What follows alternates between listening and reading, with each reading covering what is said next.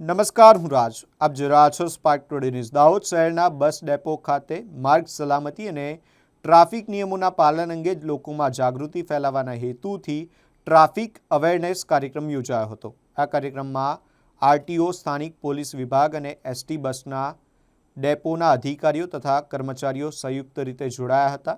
ST બસના ડ્રાઈવરો અને કંડક્ટરોને સુરક્ષિત ડ્રાઇવિંગ, સ્પીડ લિમિટનું પાલન અને મુસાફરોની સુરક્ષા અંગે વિશેષ સૂચનાઓ આપવામાં આવી હતી.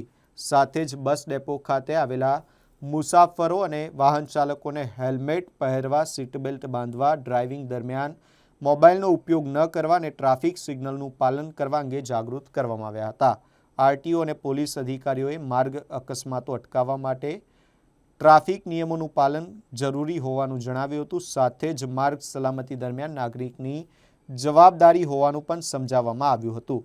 કાર્યક્રમમાં ડેપો મેનેજર, આરટીઓ ઇન્સ્પેક્ટરો, ટ્રાફિક પોલીસના જવાનો અને એસટી નિગમના કર્મચારીઓ ઉપસ્થિત રહ્યા હતા. માર્ગ સલામતીનો સંદેશ આપતા આ જાગૃતિ કાર્યક્રમથી મુસાફરો અને વાહન ચાલકોમાં ટ્રાફિક નિયમો અંગે જાગૃતિ લાવવાનો પ્રયાસ કરવામાં આવ્યો હતો.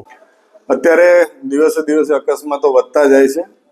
અમારી ડ્રાઈવર અને કંડક્ટર મિકેનિકલ ટ્રેનિંગ સતત ચાલુ રહેતી હોય છે.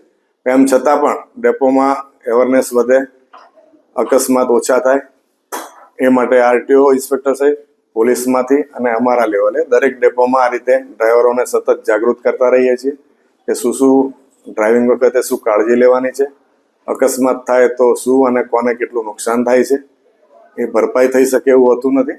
માટે ડ્રાઇવિંગ વખતે કાળજી, ટ્રાફિકના જે રૂલ્સ છે એના નિયમોનું પાલન વગેરે બાબતેથી અમે જાગૃતતા કેળવીએ છીએ. યોગેશ પટેલ, વિભાગીય નિયામક, ગોધરા.